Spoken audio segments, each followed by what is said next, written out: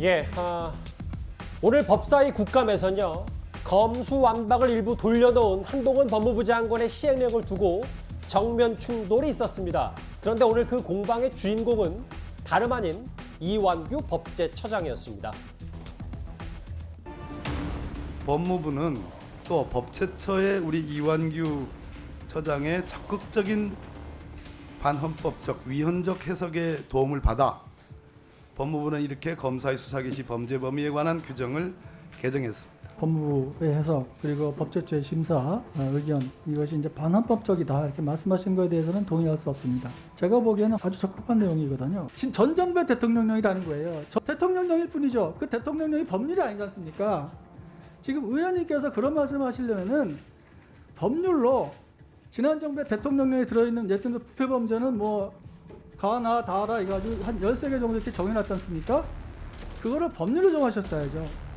그걸 법률로 정하지 않고 전체적으로 이렇게 개념으로 정해서 이건 대통령이 알아서 정해라 이렇게 위임을 하셨지 않습니까? 법에서 바꿀 수 있는 것이죠.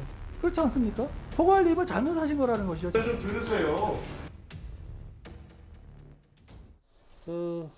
정미영 의원님, 이완구 법제처장이 꽤 목소리를 높여서 얘기했어요. 반헌법적 해석 도움받아 규정 개정한 거 아니냐. 아니 헌법 법률상 아주 적법하고 그걸 그렇게 만들어 놓고서 왜 지금 와서 따지느냐는 이제 취지의 이완규 법제처장의 발언은 어떻게 좀 들으셨어요? 지금 뭐냐면 그 경제범죄하고 부패범죄는 그 검찰에서 수사를 하게끔 되어 있잖아요. 근데 그 유형이 있잖아요. 어떤 게 부패냐, 어떤 게 경제냐. 이 유형을 법률에 의하면 그 대통령령으로 위임해 놓은 거예요. 그러면 사실 대통령령이라는 거는 기본적으로 그 대통령이 수시로 바꿀 수가 있는 거거든요. 예. 그러니까 지금 법제처장은 이거 그 법무부에서 한 거 맞다 이렇게 얘기를 하고 있는 거예요. 뭐 잘 충분히. 아시겠지만 이완구 법제처장도 헌법 전문가로 꽤 알려져 그렇죠. 있잖아요. 예. 지금 전문가가 얘기하고 있는데 박범계 의원이 저렇게 우기니까 그 목소리를 높이면서 그러면 처음부터 아예 법률로 박아놓지 그랬냐. 부패범죄가 뭔지 경제범죄가 뭔지 그걸 유형별을 아예 박아놨으면은 법무부가 손 못 대지 않았겠느냐.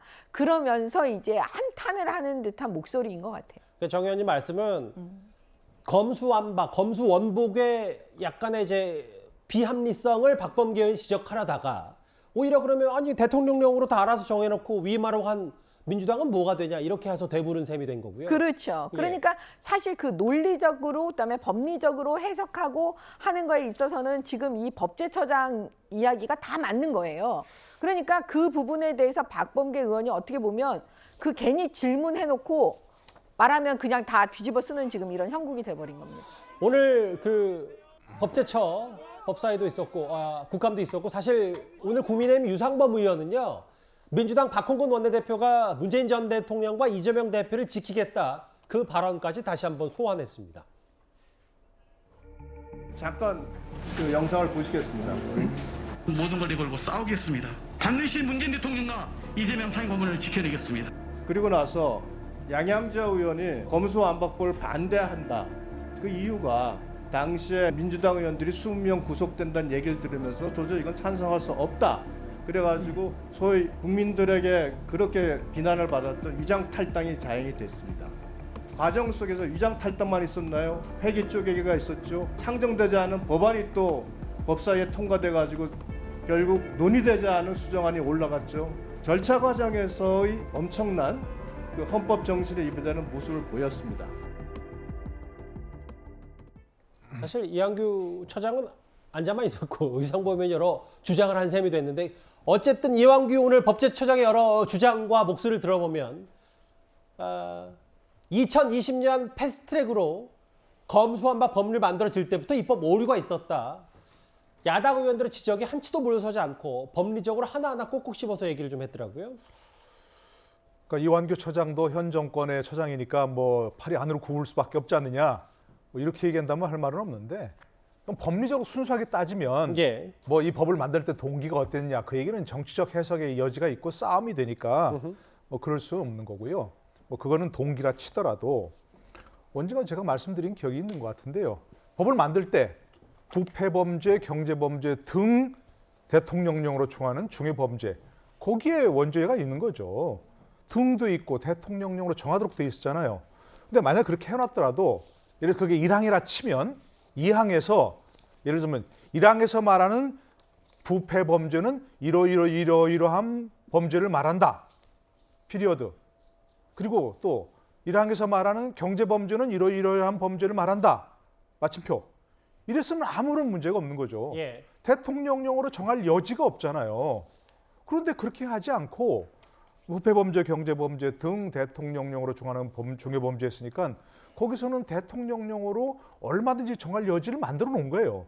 그래놓고 대통령으로 정하니까 이제 와서 왜 그렇게 정했냐? 아니 법에 그렇게 돼 있잖아요. 취지는 그게 아니다라고 얘기한다면 법 문헌과 알겠습니다. 취지가 다를 때 어떤 걸 우선해야 되냔 말입니다.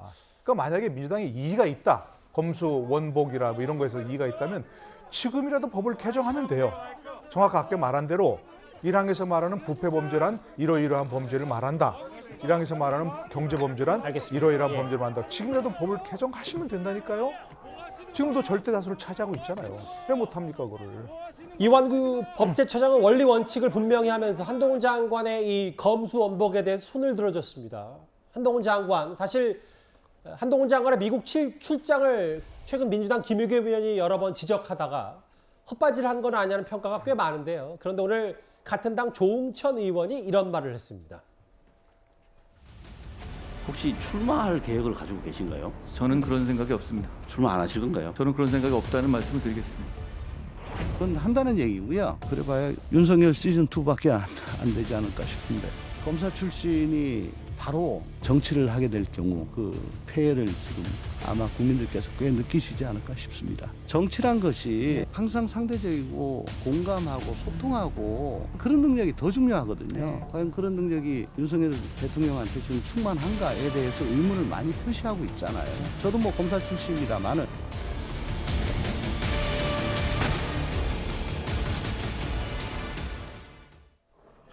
100% 정치를 한다. 그런데 최근 민주당 김의겸 의원은 한동훈 장관을 향해서 직을 걸라라는 표현까지 했었습니다.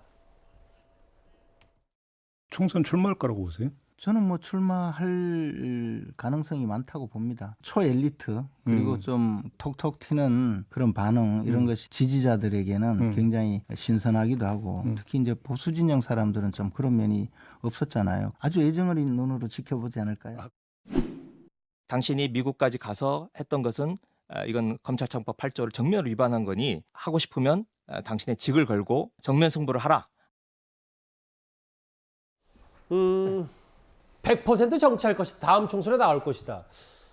조응천은 이 말을 하면서 아마 윤 대통령, 윤석열 시즌2에 불과하다. 이 표현 때문에 아마 뭐 이런 취지의 발언도 한 거 아닌가.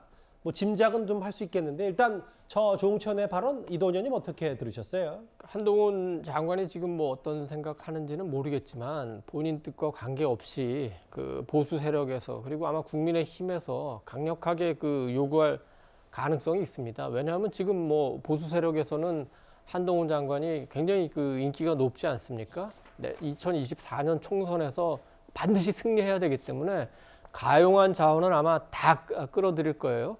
그래서 아마도 이제 지금은 출마하느냐 안 하느냐 이제 논란이 되고 있지만 연말 연시가 되면은 구체적으로 출마하면 어디 출마하느냐. 예를 들어서 본인이 살고 있는 강남갑이냐 아니면 정치 1번지인 뭐 예를 들면 종로냐. 태영호 의원하고 우리 최재형 그 의원님한테는 대단히 죄송한데 그냥 제가 예만 든 겁니다. 그리고 아니면은 아예 비례로 와서 비례대표 2번을 받든지 아니면 20번을 받든지 해서 상당히 구체적으로 말씀하시네요. 그래서 예. 그 저기 선대 본부에서 뭐 이렇게 그 유세를 다니고 하는 식의 아마 그런 구체적인 그 논의가 이루어질 거예요. 역대 이제 법무부 장관 중에서 그다음에 이제 출마한 분들이 많아요. 그러니까 예를 들면 이제 박희태, 박상천, 천정배, 추미애, 박범계 물론 이분들은 원래 정치를 하다가 법무부 장관하고 다시 출마하는 거고. 그렇게도 민주당 소속 민주당 박희태 의원도 있습니다. 예. 그리고 그다음에 검사하다 법무부 장관 하다가 이제 출마한 분들은 지금 뭐 그 제가 생각은 안 나는데 뭐 전례라는 거야 늘 뭐 깨지기 위해서 있는 거니까 그때 되면은 상황에 따라서 그 저 결심을 해야 되게 될 것 같고 다만 그 내년 적어도 한 중반까지는 그래서 법무부 장관 일에 그 저 중점을 두고 실적을 내고 국민들에게 좀 본인이 유능하고 이런 거를 한번 더 보여주는 게 그것도 좀 중요하지 않나 이렇게 생각이 됩니다. 지금 뭐 박대출 의원이랑 그 같이 사진 찍었는데 나중에 박 의원한테 한번 얘기를 들어보니까 처음 만나서 인사했는데 생각 외로 서글서글하게 말도 잘 대해주고 해서 자기는 본인은 굉장히 좋은 인상 받았다고 하더라고요. 사실 저 때 국회 국민의힘 첫 연찬회 때도 후문으로 들리기에는 뭐 취재기자들이 종합해보기에는 한동훈 장관하고 사진 찍으려고 하는 국민의힘들이 많았다. 이런 소식은 저도 접한 바가 있습니다. 어떻게 평가하세요? 저 조응천의 100% 정치한다 저 발언. 제가 여기 그 뉴스탑10에서 한 몇 달 전에 거의 비슷한 얘기를 했어요. 어디로 공천받느냐가 관건이지 총선에는 거의 100% 나온다. 원조는 김주일 대표님이라는 말씀이시네요. 예, 아마 조응천 의원께서 제 방송을 보고 지금 따라하신 게 아닌가 그렇게 보입니다. 저는 조응천 의원이 말씀하신 거에 거의 동의를 하고요. 예. 총선이 문제가 아니죠. 지금 뭐 강남 압구정 현대고 나와서 뭐 거기로 갈지 뭐 모르겠습니다만 어쨌든 비례로 나올 가능성도 있고요. 중요한 거는 대선까지 지금 아마 본인은 이거는 뭐 저의 뇌피셜입니다. 이거는 공식 뇌피셜이라는 걸 말씀드리고 대선까지 아마 본인은 꿈꾸고 계실 거예요. 근데 윤석열 정부가 지금 20%에서 30% 초반대 지지율을 가지고 있어서 다시 검사한테 뭔가를 맡길 것이냐 국민들이 그런 것을 생각을 했을 때는 아마 윤석열 정부의 성공과 한동훈 장관의 정치인으로서의 성패가 상당히 많이 싱크로즈 될 거다, 동기화 될 거다 이렇게 말씀드리겠습니다. 대선까지 꿈꾼다는 표현까지 썼어요, 김주일 대표님.